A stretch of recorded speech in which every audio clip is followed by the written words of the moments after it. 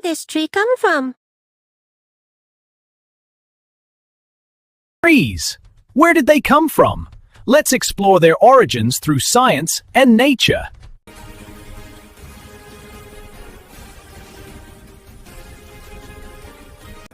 Taking carbon dioxide from air.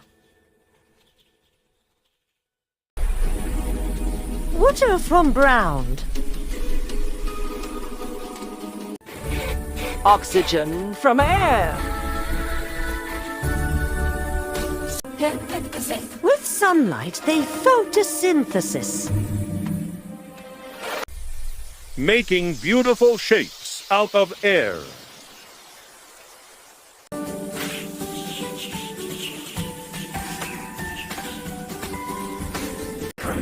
This was established by January Baptista van Helmont in 1640.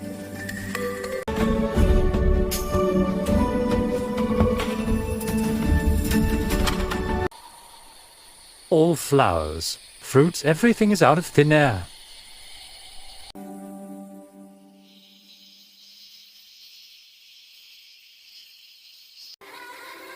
Let's all plant trees and make the world a beautiful place to live in.